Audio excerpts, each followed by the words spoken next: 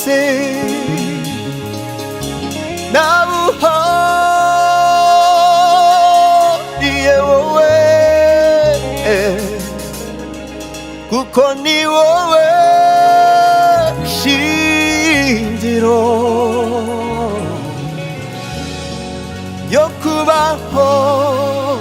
Aguriwe Imana, nari mu bitekerezo bye n'ibyishimo bye, bizasohozwa.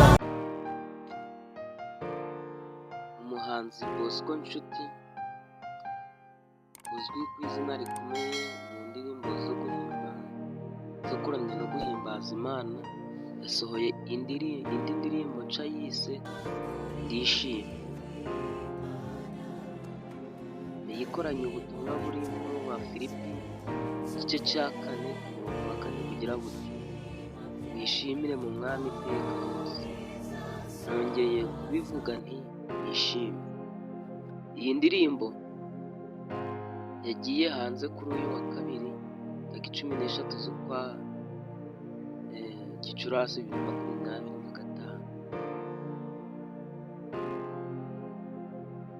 Yayihuriranye n'urugendo rwe agiye gutangira rw'igitaramo azakora mu bihugu bitandukanye byo ku mugabane w'i Burayi. Bosco Nshuti aribyo yise Bosco Nshuti Tour 2025. Bosco Nshuti Europe Tour 2025. Mu kiganiro n'Inyarwanda, Bosco Nshuti yavuze ko yakoze iyi ndirimbo Ndishimye kubera ko ibyo Imana yakoze mu buzima bwe. Yavuze ati: ndirimba ngo ndishimye ku bw'icyo Kristo Yesu yakoze mu buzima bwanjye, hanyuma akampa ubuzima bushya bivuye mu rupfu no kuzuka kwe. Uyu muhanzi Bosco Nshuti abarizwa muri Bosco Nshuti Ministries. Yavuze ko uru rugendo rw'ibitaramo bye ari intambwe ikomeye mu muziki akora, kuko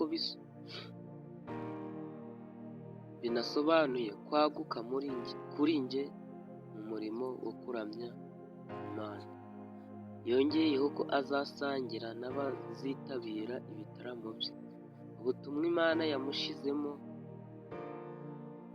ndetse akanabagezaho indirimbo zo ku alubumu ye nshya yise Ndahiriwe. Irimo n'izindi ndirimbo nshya zitarasohoka.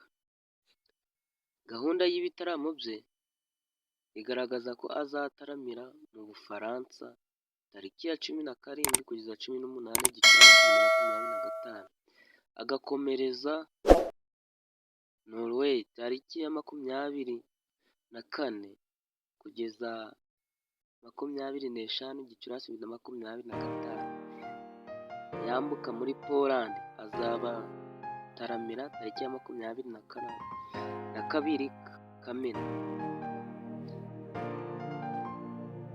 Muri Suwede azahacurangira tariki ya 31 Gicurasi na tariki ya 1 Kamena. Uyu muhanzi kandi azanagera muri Finland tariki ya 7 kugeza 8 Kamena, ndetse azasubira gutaramira muri Suwede tariki ya 14 n'iya 15 Kamena. Asoze urugendo rwe mu bitaramo bibiri azakora muri Denmark tariki ya 29 na 30 Kamena 2025. Bosco Nshuti yatangiye kumenyekana mu muziki wo kuramya Imana mu mwaka wa 2015 ubwo yasohoraga indirimbo yise Ibyo Ntunze. Akunzwe cyane binyuze mu ndirimbo zirimo Yanyuzeho, Ukwiye Amashimwe, Inyembaraga, Umusaraba hamwe na ibyo ntunze. Uva mu bwihisho ndetse n'izindi. Azwiho ubuhanga mu kuririmba biherekejwe n'ijambo ry'Imana ndetse n'ubutumwa buhumuriza imitima. Amaze gutunganya alubumu 3 zifasha abakristo mu kuramya Imana, harimo ibyo ntunze, mu mutima ni muri Yesu, ndetse aherutse gutangaza ko indirimbo nshya agiye gusangiza abakunzi be ku mugabane w'i Burayi.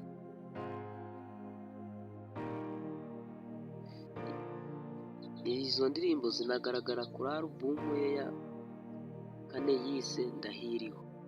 Bosco Nshuti agiye kwerekeza i Burayi, mu gihe anaherutse guteguza abanyakigali ko azabataramira binyuze mu gitaramo gikomeye yise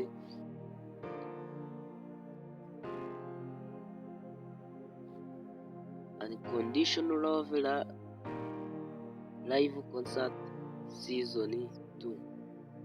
Kigiye kuba ku nshuro ya kabiri. Cyitezwe ko kizaba kuwa 13 Nyakanga 2025.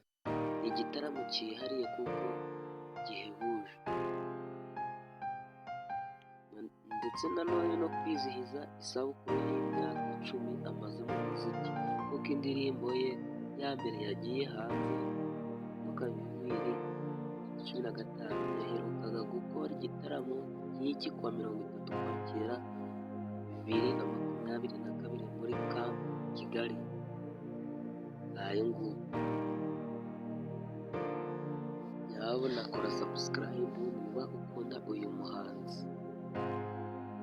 Nanone kandi niba ukunda n'ibyo tukugezaho nabyo,